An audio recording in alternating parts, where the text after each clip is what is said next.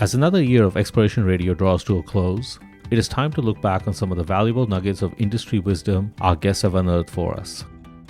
At the end of each episode, we ask our guests two questions. What is something that must die in our industry, and what is something that must live? That something can be a concept, an idea, a business practice, a mindset, anything.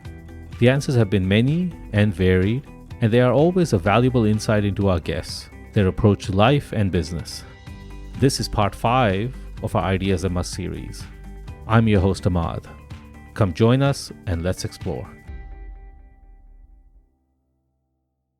So we always ask our guests two questions at the end. Right. First question, what is something you think that needs to die in our industry? Could be an idea, a concept, a behavior. Here we go. What do you think we need to jettison out of the industry? So I gave a talk at PDAC a few years ago, and, as you know, Canadians are very polite.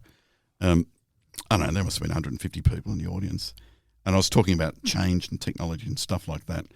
But at the end of the talk, I looked up and I said, the only way this fucking industry is going to improve is when half of you are dead. You mean how science progresses one funeral at a time? We need a bit of accelerated Darwinism, right? Yeah. In a way, we'll get in more trouble now, but the COVID and the disease of the unvaccinated is a bit of an acceleration of the process. Right. Yeah, that's right. Darwin experiment. Yeah, Another experiment. But I know that's a bit terrible, isn't it? But I think young people need to be enthused about it, right? Mm-hmm. So I think, like we're talking about right at the start, it's a fucking exciting thing to do. Travel the world, see places, the planet you've never seen in your life, get millions of dollars to test crazy ideas time and time again, within reason, Mm-hmm. is who wouldn't want to do that, Mm-hmm. right?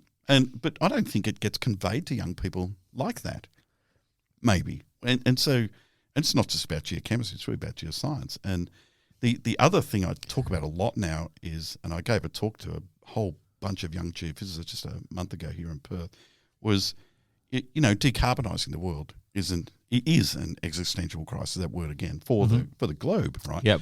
And yes, it needs the battery metals to think about, but we actually need shitloads of copper, and that's a problem. Right? That's right. Yep. And and I made this point at the CET down at UWA as well, was I said to these young people, I said, this is not my problem. I'm an old fuck, I'll be dead. Right? Yeah. This is your problem.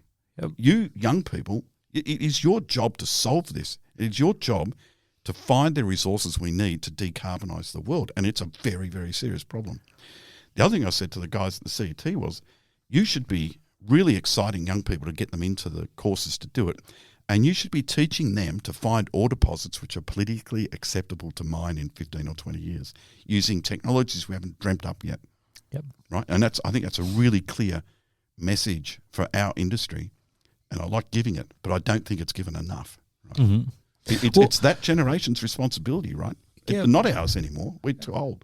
Yeah. I mean, I think if you kind of look, if you kind of frame it that way, if you look at any industry that's best placed to kind of utilize a technological leap, it's definitely got to be the industry we work in.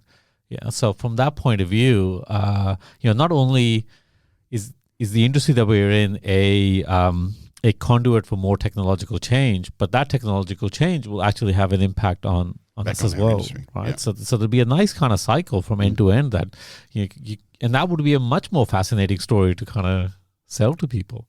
And you know what? We needed to have started this yesterday. I know. Not today. Yeah.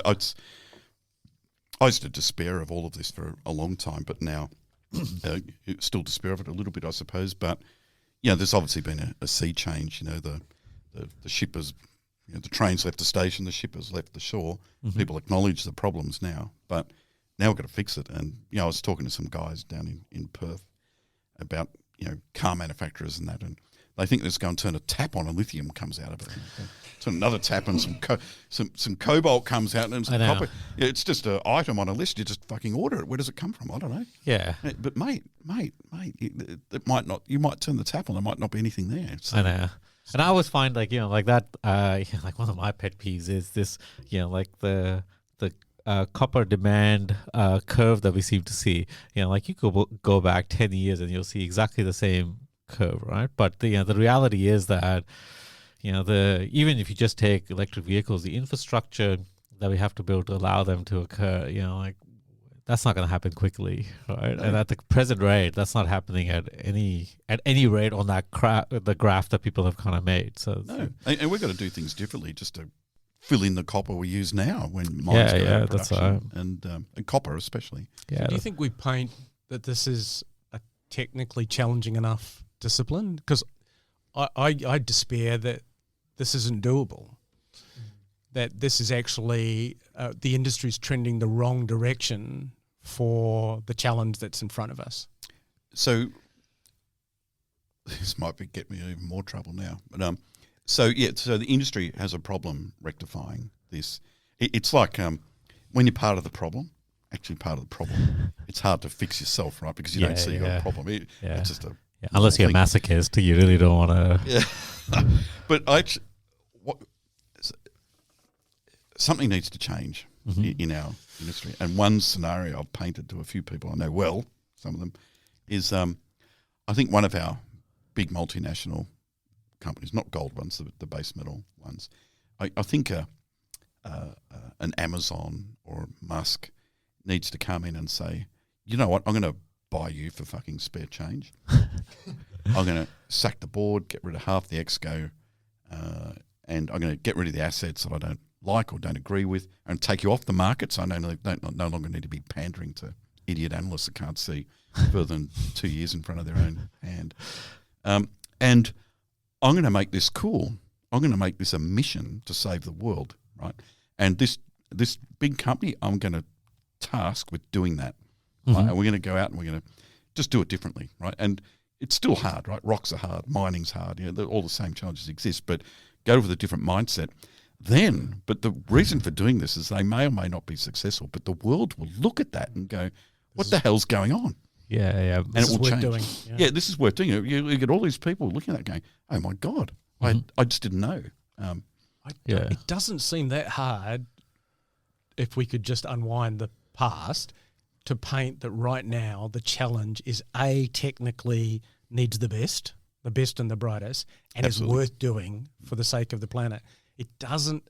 The hard part is we've got obviously a history that we have to deal with. We do, and we don't have the industry in the current position that it needs to be in. So these are. I can't see any other way of doing this other than disruption. Yeah. Somebody like Elon waking up one day and going, not only do I need nickel and lithium, I'm going to have to do it myself. Yes, and to do that, I'm going to take some spare change out of the bank. Yeah, it isn't going to happen any other way. And that's fine. So I couldn't agree more. Yep. All right, so conversely, and last question, what is something that you think we need to maintain in our industry at all costs? Something that you think is fundamental to our DNA that we shouldn't forget? Oh, the greatest asset. So talking about geoscience, I suppose, in the industry, the greatest asset is what's between your ears, truly. And, if you can't maintain an inquiring, agile, questioning mind, then forget it. Right, the day you lose that, you shouldn't be in the exploration game. If you can't, is that a call for sacking half the industry? You said that, not me. That's right. No, the person that's selling the product is not going to say that. If you can't get, just the conversation we just had, new people coming in the industry and go, I'm going to go and find more resources so we can decarbonise the world. I'm going to get excited about that. And then they go, and man, it's hard, but shit, I can get millions of dollars and I can go and drill holes and try and find things to help the world, right? If that doesn't excite you, then man, get out. Mm-hmm. But we've got to find enough people that think like that. And that, again, it goes back to the younger generation and trying to enthuse them around that. And here's a word, Paul House will listen to us at some point, but it's a noble cause. We wind him up. He rings it's a noble cause. We wind him up about it's too much of a wank word. But it's actually it's a noble cause. Mm-hmm. And it's just critical. And I talk to people obviously about this a lot, and I say even in Perth, which is bloody sustained by mining, basically, young people think it's uncool. And you go, well, it's cool. Yeah. We're here to save your ass, actually, and you need to understand that. And for some reason, we have a difficulty articulating it. or we haven't thought to articulate it. And we're pretty bad at kind of marketing. I think that's the kind of the concept. And we have this history, right?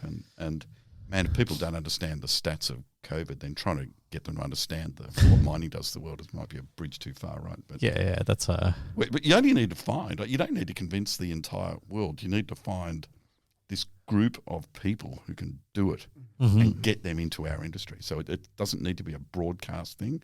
You need to target a group of people to bring in. Yeah, that's no, exactly. So that's pretty much the end of our interview. But we also we're trying this a little bit of a different tag. Do you have? You obviously traveled, and you kind of mentioned a little bit about your travels. Do you have a travel story that comes to your mind? If I ask you, give me your best one. Oh, there's a few. I'll tell you a particularly Irish story. There you go. Okay.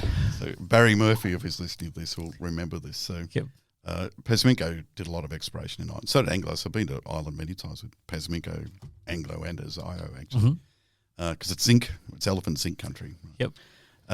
Anyway, not talking about zinc in this case. So, so I've travelled a lot, but there's only one country on one trip where I've seen two cocks. So bleep. So it's odd, right?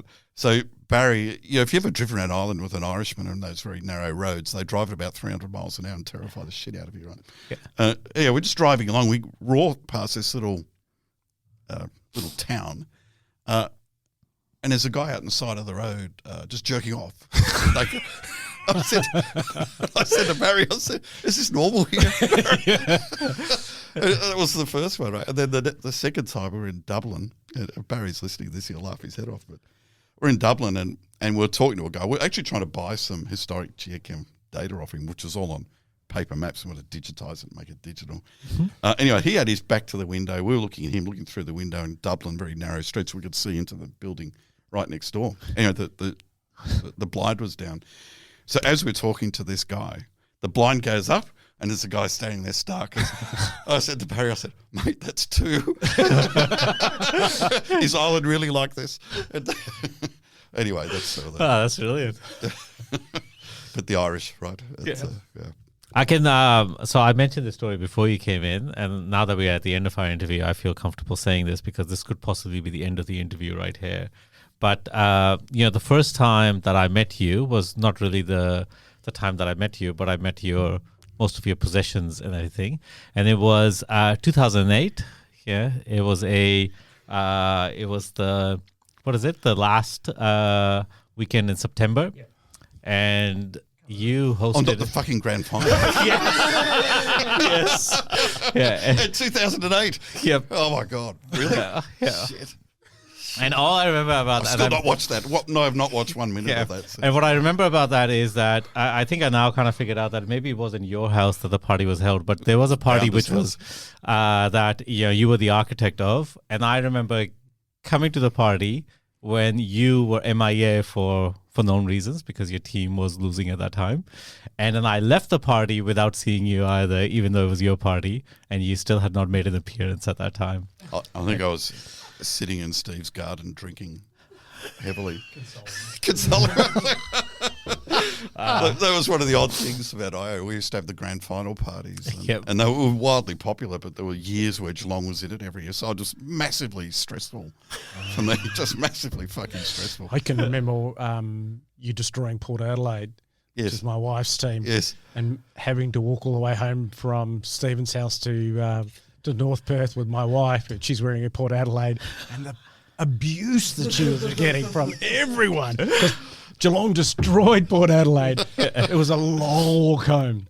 Yeah. The largest grand final loss between the two. And the only reason I know that is because my wife is a rabid Hawthorn supporter, and she's going to hate this. But I haven't dropped the wrong word yet. Yeah. It's coming. I can feel it coming. Yeah. And I have to say, this is one of the best stories. Is that she paid an exorbitant amount of money to fly to Melbourne. We were living in Perth at the time, and she flew to Melbourne, not to go to the game, but just to watch the game in the living room of her parents' house. Look. I get that. Yep. Absolutely. No. Despite her being a Hawthorn supporter. But, even so, the year prior when Geelong won that grand final, because the last time they won a grand final prior to that was the year before I was born, which was 1963. That's right. And even when they beat Port in 2007 by that huge margin, I was not convinced they were going to win until about halfway through the last quarter. And, and I will admit to shedding a tear in Bounder's upstairs toilet. Not that we're passionate about football or anything. No, that's fine. No, that's it. That's us done. Thanks a lot for joining us, Dave. This is great. Thanks for the opportunity. It's been great fun.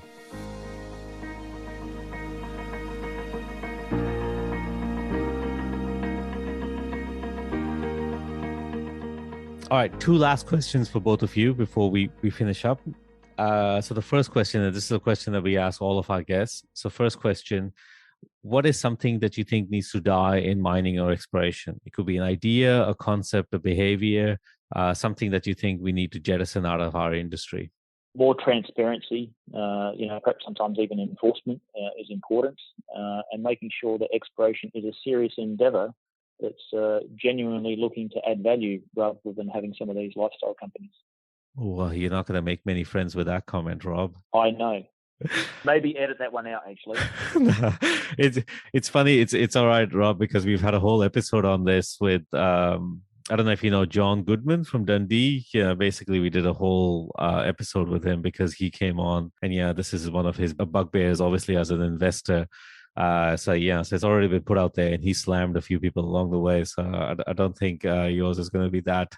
It's not going to have that strong an illicit response, hopefully. But I think it's something that a lot of people should say a lot more. And Francois? I don't know. So what it's not so much stop doing, but in a way. But so we collect in the mine environment, for example, or advanced project stage. But more especially in the mine or near mine environment, we collect a lot of data. And the data sits there in databases, and it's being modeled, not always in Leapfrog 3D, that kind of stuff. And what I find is that having a model then becomes the endpoint, as opposed to it being the starting point to ask questions and try to use that information, collated information, to understand controls of mineralization. Why is it controls of mineralization in general, high grade, and so on? So there's a whole stage of analytical or geological analysis or interpretation work that needs to augment the collated information. And I find that this piece is commonly weak in my exposure to different companies. So sometimes we don't have the information, but when we have it, it's collated in 3D models or whatever, level plans or maps. But then that should be the platform for the real serious work, and I don't see enough of that. So what the industry should stop doing, it should stop ending at having collated the data, go beyond, interpret, analyze the data in terms of what it means for mineralization. Excellent answer. I think it's a great point that we seem to think that the job of exploration geologists or even geologists is to just make sure that the data makes it into the database and the job's done. We seem to forget that there's a whole another part of the world that we should be working on as well. Yeah, it's not articulated that way, but that's in essence that's what it is. And the other one is stop looking at your drilling database in sections only. Look at level plans. Geologists are trained to look at level plans, and commonly, if you're in an environment with steeply plunging folds, if you only work in section, because that's what the software is designed to do, then you're missing the picture. So you always need to look at level plans as well. But this is not a natural thing that's done by the younger geologists, I would say. So stop looking at just sections, look at level plans. Excellent. And so conversely, and last question, what is something that you think we need to maintain in our industry at all costs? Something that you think is fundamental to our DNA that we should never forget? Geology and observations remain the foundation of exploration. Nice, short and sharp. I think for me, there's two things. One is understanding the business of exploration, how best to add value using the shareholders' money basically. And the other part is making sure that you understand completely what the community concerns and issues are. That's really, really critical, and that's something we need to do better at. Excellent. That's a great point. That's it, guys. That's the end of our interview. I really appreciate you giving up your time. Thanks a lot for joining us. My pleasure. Nice talking to you. Thanks for the opportunity, Ahmad.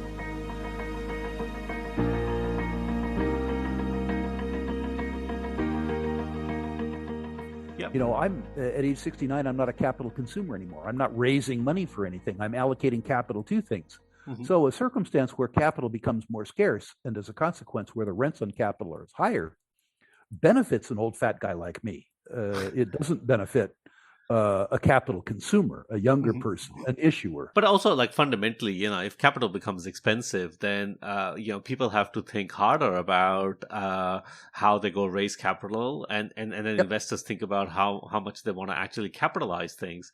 So in that environment, surely our performance will increase. Like you would think logically it has to increase. Correct.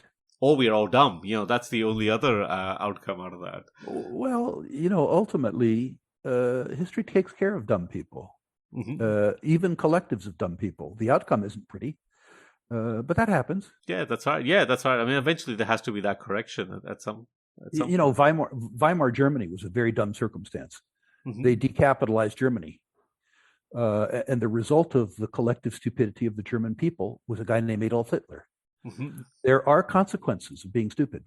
Yeah, and they're grave. I mean, I have to say, Rick, like, we could keep going on this forever. We have to get you back on the show at some point, because I look forward to it. It's a delight to have an interviewer not say, when will the price of gold go up. It's nice to have discussions that are actually of value. Yeah, like, I don't know about you, like, like, I obviously don't have the level of experience you do, or have seen these kind of cycles, but like, I often kind of sit in these and like, these kind of discussions around like, how to improve the industry or something, and people just go, well, we just got to improve the commodity price, and like, that is the last of our worries at this point. There's a whole lot of capital inefficiency, performance inefficiency, all of these things. We could be doing a lot more about fixing that, rather than worrying about this whole, like, narrative around where's the price going. Like, I just think it's kind of irrelevant.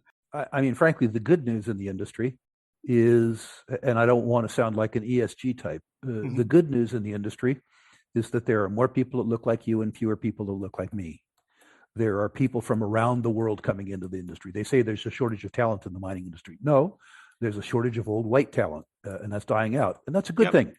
There's more women in the industry. The idea that we could ignore the intellectual inputs of half of humankind is really phenomenally stupid. But there's some bad things. The industry has been taught some very bad habits. The 1970s taught investors that what they should look for is optionality in commodity prices rather than efficiency in production. And that was a very, very, very back-asswards lesson. The investors, there was a wonderful cleansing that we experienced in the 1980s. I was more principally involved in the oil and gas business then. And the decline in the oil price from $30 a barrel to $10 a barrel made people for a while much, much, much better explorers and much, much, much better producers. The lame, the halt, and the blind that had populated the industry towards the end of the decade of the 70s went back to selling cars or whatever it was that they should have been doing, and took them out of the oil business. There was a real cleansing of the gene pool that took place in bear markets. And ultimately, I think the cleansing of the gene pool that happened among the producers in the last decade has made them, as an example, much more prudent allocators of capital today. How long that will last is a different question, of course. That's right. I mean, like, the capital allocation in kind of the 2005 to 2010 boom, was ridiculous. And I think, like, we've had someone on the show that kind of made the comment that, it's always interesting when, like, say, acquisition behavior comes around in booms, because, how often do you see ice cream salesmen buying ice cream trucks at the start of winter? Right. Like, and it's like, but, so we seem to do that a lot at times. And you go, well, and then do we wonder why we have problems with, like, capital return when we're behaving in this way? Correct. And the other point that I think you made, which I quite like, and you kind of made it earlier as well, is around like technology. I think one of the pieces that I think is really going to change, and maybe arguably the industry hasn't been as good at kind of utilizing it, is the democratization of technology will allow us or allow different people to be involved in the industry. That's not just our industry, but across the board. All right, you made the comment that it's going to be 6 people in a garage in Mumbai or Lagos or something, and you just have to look at things like the prevalence of telephone banking or any type of mobile banking in many African countries. Like they are far ahead of that curve because the level of democratization they can get out of that technology is phenomenal. And I think maybe that's kind of the next revolution for us as well, is that why do we have to have people sitting in kind of a mining jurisdiction? Why can't we use the intellectual capital that's sitting on the other side of the world in a different way and utilize it in a different way? I think that's completely true. I mean, almost every mineral deposit that's ever been discovered outcropped. We stumbled over it. Yep. And we're going to have to do better exploring undercover and projecting geology. We're going to have to do that.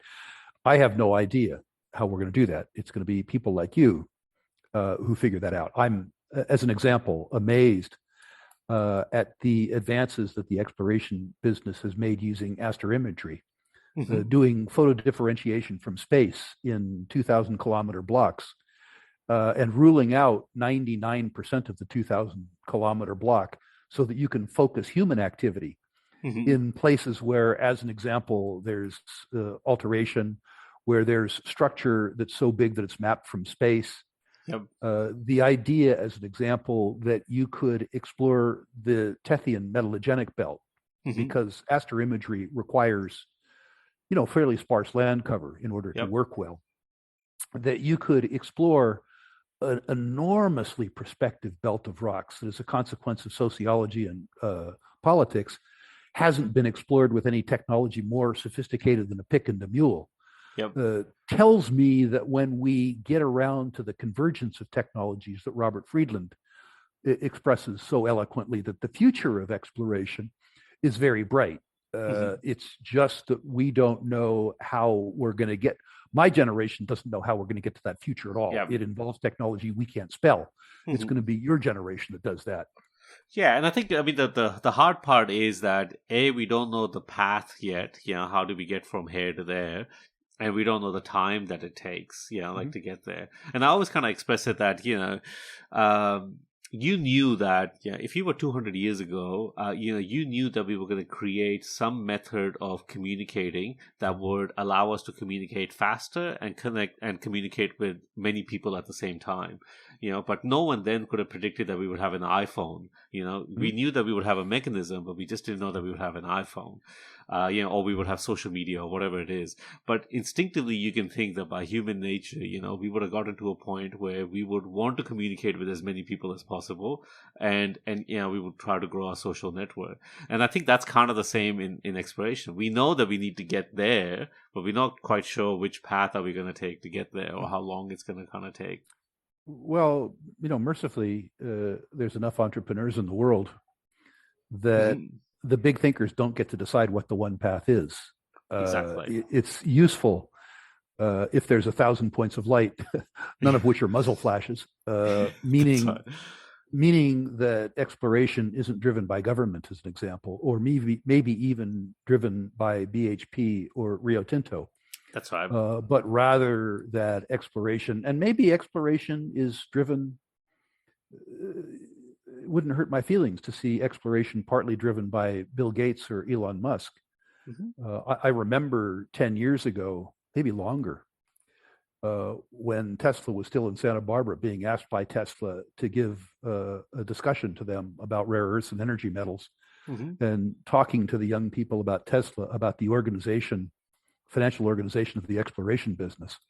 And I remember saying, one of them saying, "Boy, if ever there was a disruptible business," he said, "I've never heard of anything so antique and arcane as what you're describing to me." And well, I mean, if you think about it, the current kind of financial structure that we have, to particularly fund exploration, and even to a large degree, I think, to fund mining as well. This is probably the worst system we could have in place right? Like, yeah, the way that the different agents kind of interact, like we would have to try hard to probably have a worse system than we currently have in a lot of ways. I'm not sure that's true. I'm sure that if exploration was funded by government, as an example. That's true. Yeah, that would be an even bigger disaster.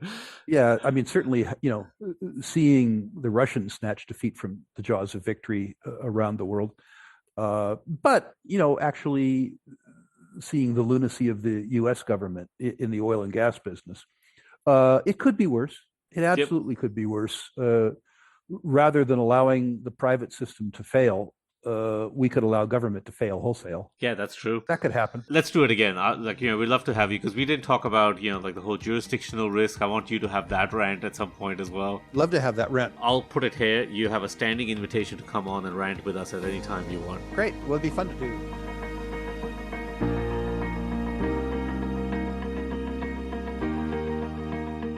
%100%. The secret sauce is culture.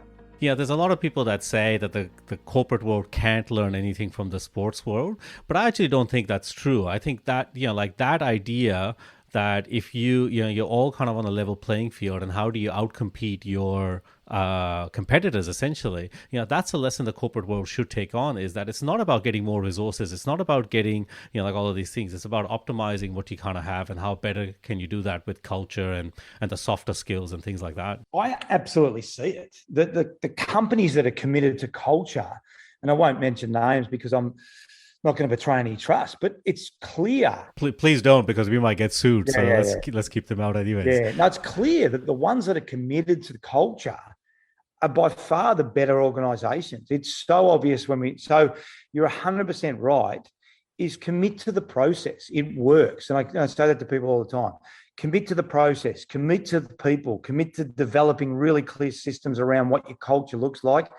Don't get outcome focused. Yeah, because things are going to go wrong at times. But I talk about talent-based teams and behavioural-based teams. Be a behavioural-based team, and you'll continue. Yeah, you're still going to drop a little bit, and whether it's the pandemic or the interest rates go up or whatever it is. I mean, there's always things that are external to the business, right? But to control everything that you can control as best as you can, and if the pandemic comes, well, mate, nobody could have forecasted that. So so that's going to be a hit to your business. But control what you can in that aspect. Yeah, look after your people and be really clear on what your culture is. And I think whether it's in the corporate world or whether it's in the sporting world, it's 100% right. The ones that are committed to their people and committed to their culture are unequivocally the best organizations. Now, when you look back, with the benefit of hindsight, what would you do differently? Probably as a player, I would have taken more notes. I think that would have been really valuable, just, jotting some things down as I was going through my career. I think I would have been a more selfless player, because now I understand the absolute notion of team. When you're playing, even though as captain of Fitzroy, you're still fundamentally looking after yourself, and that's your responsibility. I've got to get myself up every single week. So I always say to people, if you can coach before you played, you're going to be a much better player. But you clearly can't do that.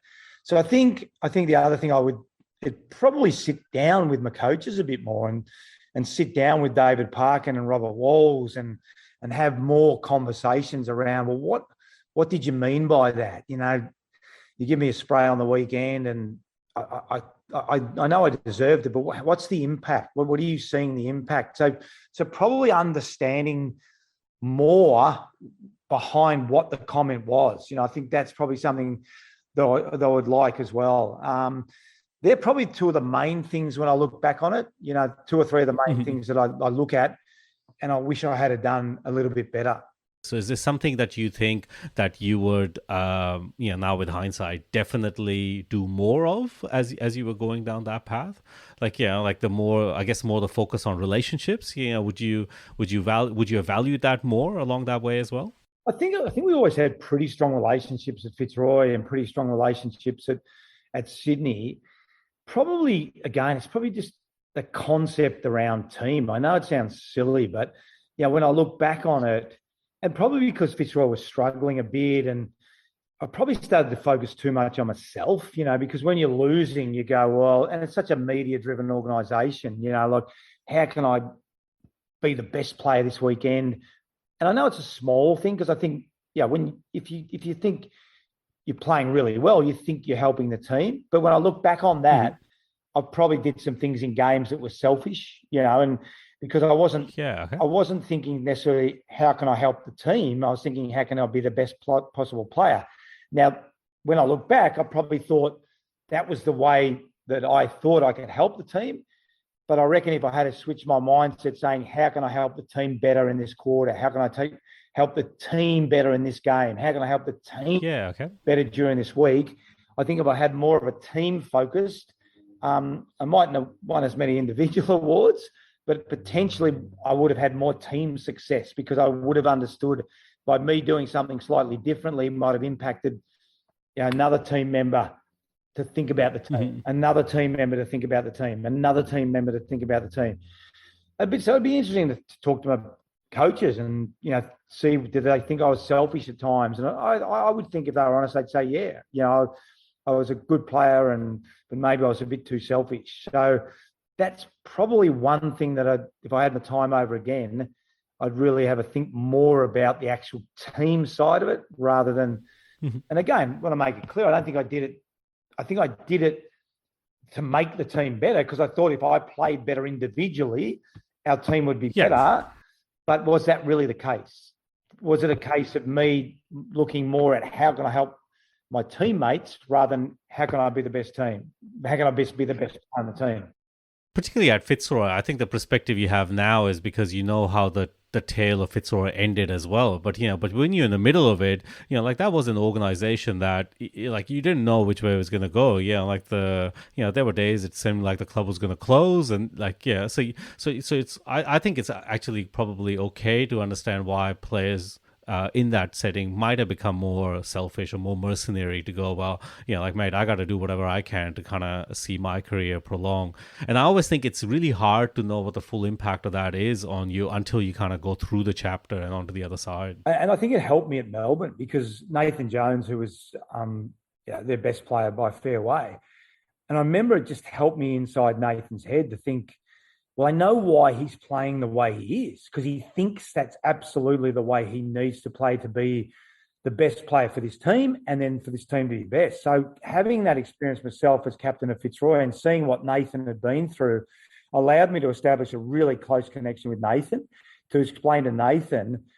And maybe that was talking to myself. Like I was almost talking to myself then going, Nathan, no, I need you to do this. And we had some really good conversations around that. So to your point, when I'm in it, you can't really see it. You don't really know what it looks like, having been through it and then trying to coach Melbourne. And I think that allowed me to have a really strong connection with Nathan and change his philosophy around him having to be the best player every single week into playing a really important role for the team. And I think it made him a better player and made us a better footy club. Paul, obviously, you're very passionate about leadership and management. Would you do it again? Would you take on another leadership position? I enjoy what I'm doing now. I love being, with Performance by Design and, imparting the wisdom and on, because it's sort of trying to put an old head on young shoulders. And it's really, you asked me what I'd say to myself, often when you're young, you don't listen to anyone, So part of what I try and do now is give experiences, tell stories, try and help people understand, because unless you've lived and breathed it, it's often hard to put it into actions and outcomes. So I've enjoyed, I've been really fortunate. Went to Fitzroy as a 15-year-old, had an amazing experience, amazing leaders, Bernie Quinlan, Laurie Serafini, Mickey Conlon, Gary Wilson, then, came up with Matty Rendell and Scotty Clayton and, Gary Pert and Johnny Blakey and Alistair Lynch. So incredible experiences. I think now I've had those experiences. I've enjoyed my time in footy. I'm still doing some work at North Melbourne, more on the leadership capability with their exec teams and stuff like that. But I think I now just enjoy imparting the wisdom and helping people. And if they want to be helped, I'm here to help them. If they don't want to be helped, then that's okay. They've got to go through their experiences themselves, and people learn at a different rate. But trying to put an old head on young shoulders is the best way I can describe what I'm trying to do now.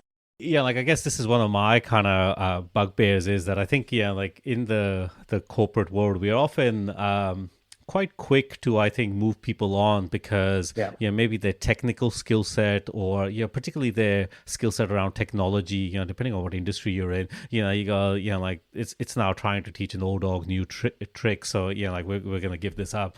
But I think what we fail to value is the softer skills that those guys have picked up along the way, or those people have picked up along the way. Like even though they're not kind of doing the technical job you want them to do at whatever level they are in the organization, but they have value in kind of imparting the softer skills to people around them. 100% right. And even it's funny, I think even the language we've got to change, because when we talk about the softer skills or the little things, like it's funny, and we catch ourselves as well. And even by that nature of, it's just a little thing. Now, hang on. Is it? Is it a little thing? I know. The softer skills. Are they a softer skill, or are they a skill that we actually really value? And I think... I know. Yeah, 100%. I think some of the things that we collectively have to change the way we talk about things, because you're 100% right. If I'm starting a company or hiring a CEO or whatever, those softer skills around empathy and relationships and asking questions, they are number one on my list. Absolutely number one on my list. Because I know now, having been around for 40 years, both footy and the corporate space, they're invaluable. That person will bring in the technical capability. That person will bring in everyone together. That person will support everyone. It's the other one that completely forget about the softer skills that have got us into trouble, and we can look at the last 2 years and some of the things that have happened, and you and I spoke about it. We won't go into it because we could take another hour to dissect it, but they've got no soft skills, zero, because it's all about technical capability. We can all take technical capability or acquire technical. So the person that wants to bring us all together, one of the great sayings I reckon is, a rising tide lift all boats. If we can start bringing people together, start lifting people up, well done, building relationships, taking people on the journey with us, and stop this divide and conquer mentality that's existed around the world, and particularly in Australia. We've got to get out of that mindset. We've got to pull people back together. And that's exactly what you're talking about. Those people are incredibly invaluable and will become more invaluable as we're trying to dissect the next 12 months, 18 months, 2 years. That is the human trait, that, like our ability to interact with people across kind of the spectrum. Like inevitably a lot of the technical stuff, for all intents and purposes, will probably be taken over by some level of technology. Like we know that's the case, like that's kind of, it's going to go there. So I find it like fascinating that, like organizations, for all the money that they put into technical development, and then you kind of look at how much money kind of goes into the human development, I think. And you go, well, like, clearly that's probably not a great trend if you're not kind of putting value in one side and only putting it on the technical side. And then you wander around going, how did we end up getting here? Because you've spent no money on your people. You've spent no money on your culture. Yeah, you've got this amazing technical side of your business, but it's about your people. It's people will, I don't care whatever business it is, most businesses are people business. So don't be surprised when you look around and go, geez, how come I got a bad culture? How come no one's talking to each other? How come everyone's arguing? Everyone's really good at what they do, but no one really cares about this company as an organization. All they care about is what their job is, getting a paycheck, going home at night, and all the transactional things around. Is that the company we want to work for? Eventually, no. I guarantee. I mean, I think the younger generation is kind of voting in that sense, right? Like, they want more meaning. They want more connection to what they do. So, and I think that's just all part of being human. I mean, you mentioned like, the people business. I remember this like, Adam Simpson, the West Coast head coach, he made this great point that, like in West Coast, they kind of divide players coming into three kind of lifestyle buckets. So it's like the 18 to 25-year-old lifestyle, which is all young kids, they want to go to nightclubs, they want to party hard, they want to do this. and and they put them together. And then there's kind of the players that are like mid-20s to late 20s, which are all about going to brunches and Instagram and going to fashion shows and all that stuff. And then there's kind of the group that's like 30 plus that have families and are settled, and so you could have a player that comes in at 22 that goes into the family group. But he's like, but we realize that we can't actually treat an 18-year-old that wants to party hard the same way as a 32-year-old who has a family and a life. And and I remember listening to that going, I work for an organization that has one HR policy that applies to everyone. Yeah. That's probably a bit of a faux pas, right? Like we probably need to have a ability to handle people that have kids and, all of their outside work interests that combine. But we also got to recognize that, the 22-year-old is probably going to go on a night out on a Thursday and probably going to come over slightly worse for wear, a little bit dusty on Friday. But we got to accept that's where the lifestyle in they are. And we got to kind of cater our HR policy around those. We can't just apply one rule to everyone across the board. I'll never forget this. I think it was my first pre-season at Fitzroy, and I was 16 or 17. I remember we must have been training very well, and there was 80. And to be fair to Wolsey, there was bloody 80 players, and he wouldn't have had a clue some of their names. And he'd give us a cook, and we ran in, and he said something like, "You guys are all equal here, and I'll treat you equally, and we'll pick the team first round." I remember sitting there going, "I'm standing next to Bernie Quinlan. He's won a Brownlow medal, and I'm equal to him. That does not make sense to me." And I sort of understood what he meant. But again, what Adam's saying is we have a set of values as an organisation and everyone's equal. It doesn't matter. Mm-hmm. But around those, we have different people. You've got to understand each individual and their different personalities. What makes every one of them tick? And I think the strength of the Swans, and I suspect for what Adam's saying is, if Leo Barry comes in and he's got to take his kids to school the next day because Sarah's crook, and absolutely, mate. Yeah, absolutely. Right. Mate. As long as you get in, I know it's a recovery session tomorrow. I'll let the players know. I'll let the leadership group know. And can you come in at Roosie? Yeah, no, I'll come in at 2:00. 100%, because we've got to be respectful of. Now that's not to say. I know with Adam Simpson, he wasn't happy because a lot of the players went to the nightclub when they shouldn't have just recently. Now, that's not to say Adam's not going to kick someone's backside when they go against the team rules and the team strategies. But you're 100% right. One of the things I wrote down in my 25 points on October 1998 is 44 senior players, all individual personalities, treat them individually, 100%. And I think too often we have this one cap fits all policy. And again, getting back to Bernie Quinlan, hang on, he's won a Brownlow medal, kicked 100 goals. I haven't played a senior game yet. You're telling me I'm the same as him? No, don't expect me to believe that, because I actually don't believe that. That's not true. I know. And this is what I mean about kind of the motherhood statement and kind of the granularity. You understand the motherhood statement. We want to keep everyone equal. Yeah. But you also got to realize where the rubber meets the road, it's got to be a little bit different for everyone along the way as well. Yeah, and I think in your culture code, that's absolutely true. And I would say this, if you've got a player sitting here, and I suspect Simo's the same, in our culture code, 100%, everyone's equal in doing these things. But around that, how we treat Adam Goods compared to how we treat Brett Kirk or Mickey O'Loughlin or Leo Barry or Stewie Maxfield is based around their circumstances at that particular time. I remember Teddy Richards. That's right. Ruzy, I've got an exam tomorrow. I know we've got main training. I said, mate, you got an exam? All right, we've got main training. What time's your exam?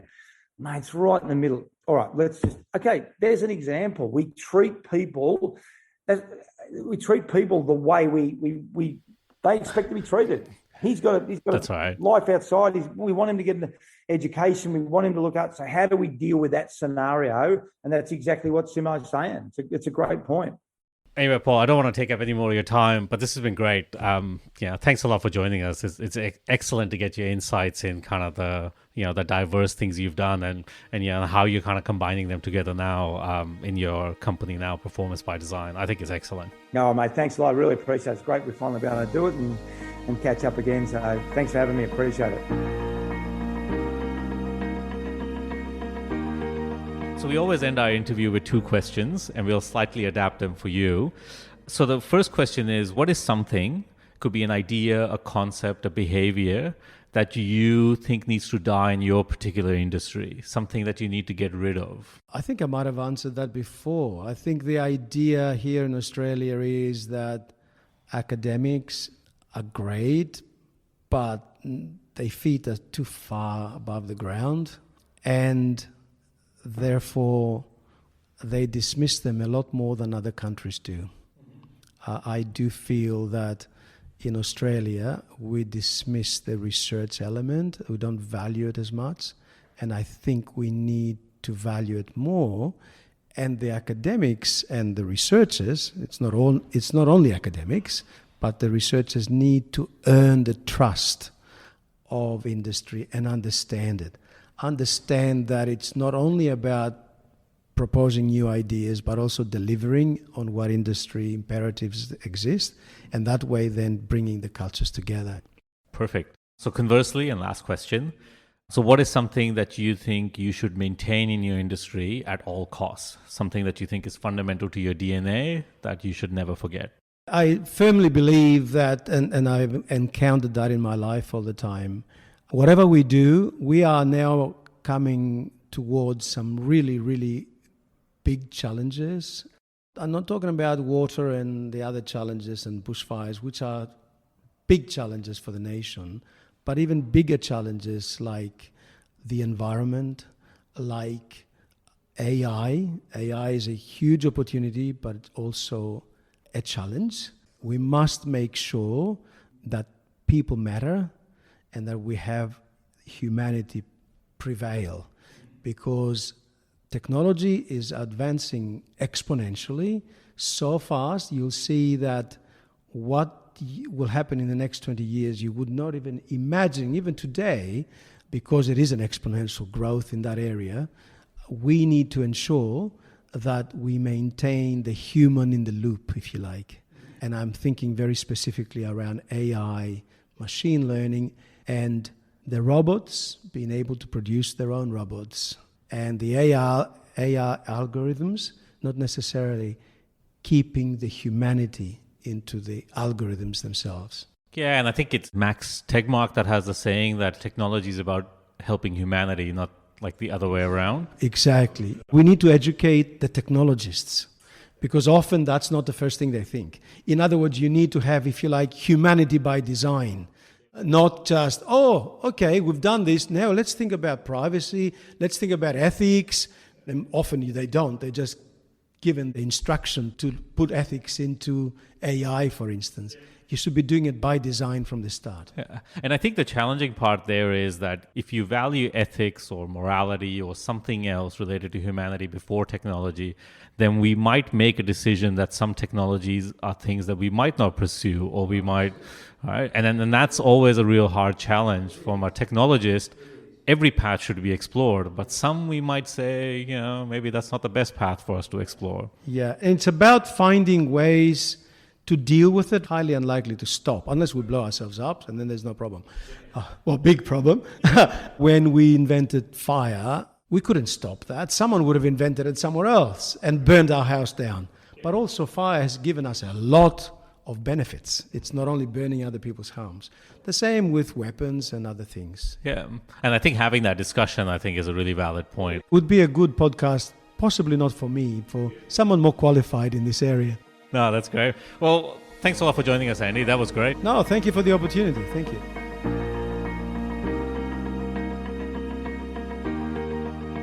If only one asteroid can provide all the platinum that we have ever mined and we will ever mine on Earth, yeah, that's let's go after it. Yeah, why not? Actually, let's do it even before it comes and hit us. So. Yeah, that's fine. So we're getting towards the end of our interview, and we always end our interview with two questions, which I'll slightly modify for you.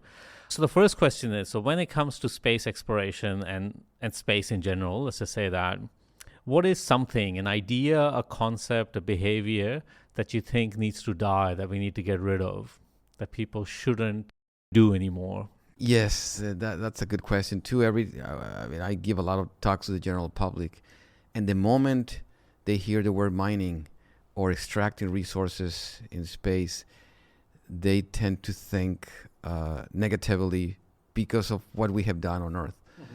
So a lot of people will say, we've done it on Earth. Why do you want to do it in space? Why do we want to ruin space?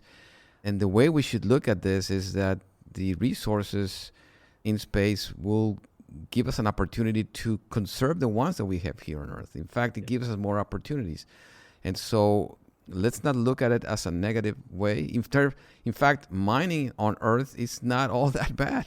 I mean, it gives us a lot of the things that we use. We just have to do it right.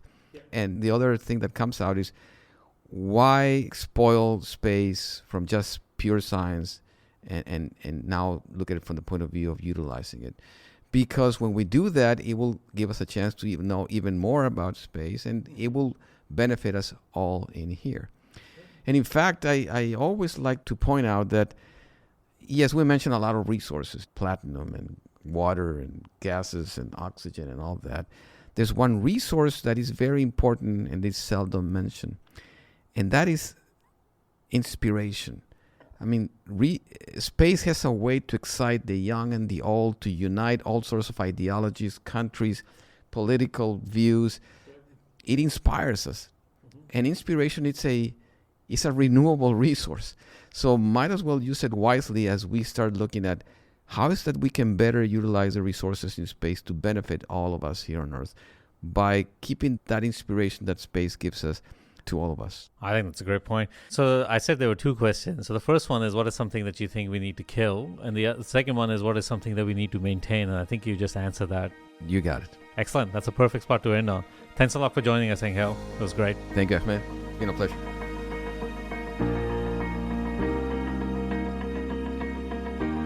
I think we're at that same kind of point here. We always are. Technology is always advancing, but it's very hard to go, well, why would we change our approach to surveying, for instance, with geophysics, from 1 or 2 surveys a year in isolated areas to just blanketing an entire tenement with equipment and just seeing the entire thing and getting all the data all at once? That's a pretty big shift. So yeah, I love the analogy.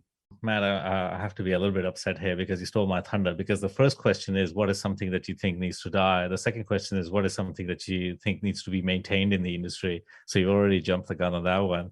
But Gerrit, do you have one? Is there something that you think we need to kind of maintain, something that we shouldn't forget that's fundamental to, I guess, our DNA? Absolutely. I think my favorite part about working in the mineral exploration industry is the passion that the geologists and geophysicists have for the discipline. It's pretty remarkable to be in a field where people are so passionate about rocks and so passionate about learning more about the subsurface. And you can sense that whenever you work with them and you provide them new information about the subsurface, you can see this excitement on their faces, and you can see that they're excited to learn more about the subsurface. So I think it really attracts people who are very passionate about the subject matter, and I think that's quite rare. I think that's not something that's very common in the modern workplace. Yeah, you don't seem to find a lot of accountants that have that same level of passion, just in general terms, anyways. My wife's an accountant, and that's something we joke about quite frequently around the dinner table. Is she doesn't understand how I can be so passionate about 3D models and looking at 3D models around the dinner table when her job is so focused on micro efficiencies and things like that. But I think it's a good point you make that, I guess we shouldn't forget that part, right? There has to be this intrinsic kind of passion. And even someone like Matt, you can tell that, when you have this kind of even a drive about trying to go and explore, it is that desire to understand or to evolve that leads to people, jumping on a plane for 3 hours and sitting in the desert, sucking dust for 2 weeks at a time. Mm-hmm. It's not something that a lot of people would willingly kind of do unless there was some intrinsic motivation that allowed you to get there.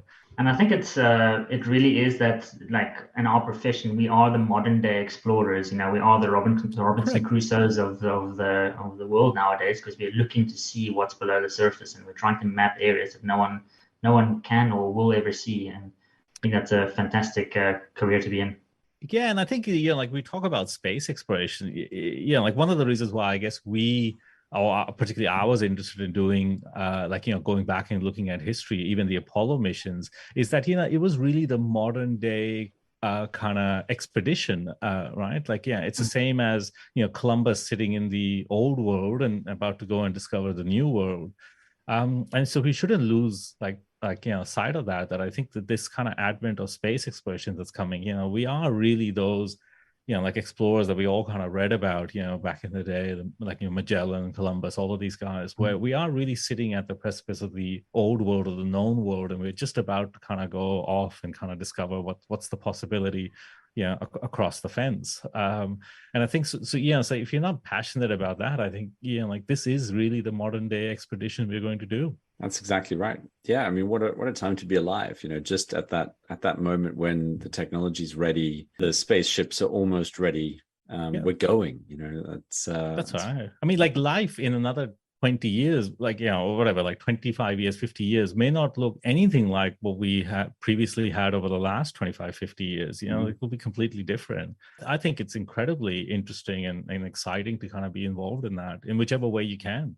Totally. And to go back to your analogy of the horse to the car, there's a great photo of New York. You've probably seen it, where there are two photos side by side and I think they're separated by something like 7 or 8 years.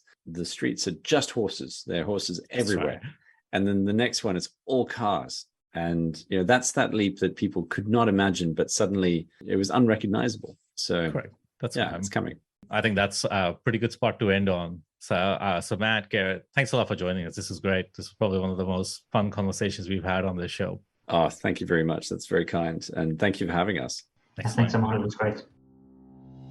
This episode was brought to you by Ahmad Salim and Steve Beresford, produced and edited by Sean Jeffrey, and made possible by the contributions of our many guests. It is their time and energy that really makes this podcast possible. And also, thanks to our listeners. Again, there wouldn't be a podcast if there wasn't anyone listening to it. Happy holidays and stay safe. Exploration Radio is made possible by the support of the AIG, the One-to-One Group, and the Assay, and we are an official media partner of the 2023 PDAC conference. Until next time, let's keep exploring.